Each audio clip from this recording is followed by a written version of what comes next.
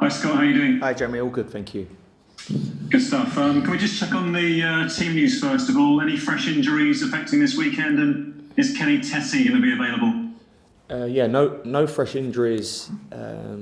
Kenny won't be available this weekend. It's still too early for Kenny. He's moving in the right way in terms of where he is, but still a little bit too early. Only really been in training now for 4 or 5 days. Other than that, full squad, everyone else is fit. How hard, Scott, is it going to be to change a winning team and a winning captain after Leicester? Well, yeah, look, I think, as always, I always say, in terms of team selection, I pick the best team that I feel can have an effect on the game and get points from the game and try and win the game, really. So that's going to be no different. But I think you're right in saying, of course, when you have a winning team and a team that's got a good result, they put themselves in a position. But like I said, we've got a squad of players here, and the schedule was coming up and how many games we're playing.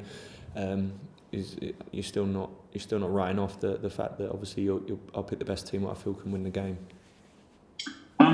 Joachim Andersen was the captain last weekend. Was it a coincidence that you won with him in the armband? And is he the captain again if Kenny is on the pitch or Mitrović? I mean, what's happening with the captaincy? Not really thought about it, to be honest with you, in that sense. I've not really gone into great lengths to think about it. Joachim was the captain against Leicester because other players, obviously the ones you mentioned, wasn't on the pitch, and he's done a fantastic job. But regarding your question, I've not really brought thought to it really. So at this moment in time, my main focus and concentration is putting a team together, preparing, which is going to be a very tough game come the weekend. So that's been the main thought. You beat Leicester, Scott, with 32% possession. Would it need something similar, do you think, to repeat that at City? How do you see this one mapping out? Yeah, probably. I can't imagine we're going to be going there dominating possession. Certainly, large parts of the teams will go and play against Man City. That's the case. So, is that to say you can't get a result against them without that? I think we proved that against Leicester, and teams have proved that this year. What have gone there? So, look, there's no denying this is arguably one of our toughest fixtures of this year. And I think any team sitting in the Premier League, whether you're at the top or whether you're down near the bottom, will be saying the same thing. So disciplined, and we're going to need to be at our best to obviously try and get a result there. What do you think, though, that Leicester win has done for morale, though, Scott? Well, it's done a lot, of course. I do always harp on, or I often say to you guys that this season we need to keep morale, we need to keep spirit high, and that has been the case, albeit that we haven't won many games. That has been the case, but in saying that, I think you're right. When you do get a positive result against a very tough team, I think I said that after the game, I don't think anyone expected us to go and get a result, and we went and got a result and played extremely well. So with that brings an extra bit of confidence, an extra bit of belief, and that helps along the way. So big result for us on Monday and something to build on, and not just to build on come Saturday against Man City or the next game against Liverpool for the remainder of the season, really. Fulham's recent games with City, Scott, haven't been pretty. I think the last 5 games you've not scored in all football, and they've scored 16. Can you get something on the weekend? Well, it's going to be tough, and I think them numbers, what you just said there, suggests that, and I think them numbers will be for a lot of teams what have played against City over the last 3, 4, 5 years, because they're an extremely good team. So yeah, of course, I think we all realise how hard it's going to be. But in saying that, I still believe that you go there with the right frame of mind, and along the way you build your moments. You can try and get a result there. So positive about it. We've also been realistic and understand it's going to be a tough ask. A couple of non-Fulham questions just to finish. We're asking all the managers. Ronaldo, 750 goals up last night. You must remember a few in games where he's played against you. Any stick in the mind? Yeah, I mean, none stick in the mind, but I think that's because, I've not got a great memory back then. But in terms of him and what he is, his goals, I think he'll go down as one of the greats, certainly in our generation, and even past that as well. So an unbelievable football player who, I don't know Cristiano Ronaldo personally, but what I do know in terms of, or my perception of him, is someone who is dedicated to his craft, who has done everything in his power to become one of the legends of the game, really. So rightly so, and everything what you see, the numbers he's pumped out over the last however many years when he was part of this Premier League, he's a truly fantastic football player. And just finally, Scott, the concussion debate after the Raul Jimenez and David Luiz clash last weekend. What have you made of it?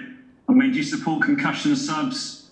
Should Luiz have played on, after a clash like that? I mean, what are your thoughts? Yes, it's a tough one. The real detail in it, I'm not too sure. I think maybe, I think concussion subs could be a good option. Gives medical teams and certainly the whole thing a little bit of time to breathe, knowing that they can come on. So I know they obviously do that in rugby. I do think that maybe that is an area to look at. As always, these things have been highlighted and they're looking to try and work out the best scenarios, and I think that's the best thing what comes of it.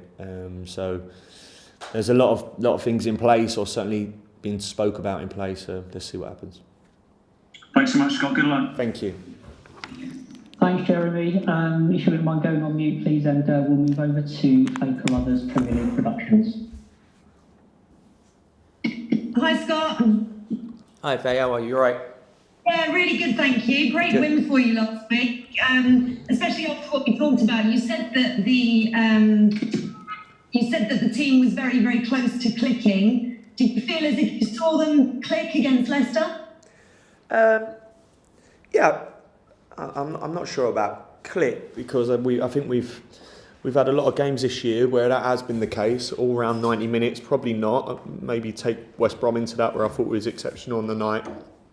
But I thought the other day was just a real good professional performance in what was a very, very tough game, and managed to get a result in the Premier League away from home against a side. Well, I think if they would have won, they would have gone top on the night. So pleased overall with that, and that was pleasing from Monday night.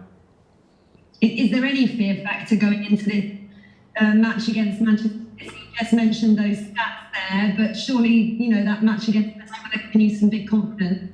Definitely, yeah. No, definitely no fear. 100% no fear. It's a game that we're looking forward to, and I think we understand the challenges what we're going to face against Man City, and whatever person you're interviewing in terms of leading into a game who have to play Man City, the top of the table clashes, or teams are at the top of the table, teams at the bottom. I think they're all saying the same thing. So it shows the quality what they have and the task ahead whenever you go and play them.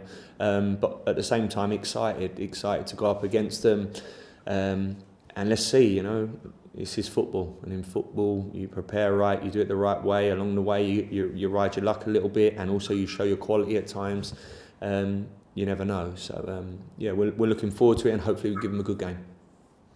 Just finally, you talked about the penalties and how much hard work you've been putting on in practice at the minute. How pleased are you not to have to talk about that again for the first week in a while? Yeah, I'm pleased, to be honest with you.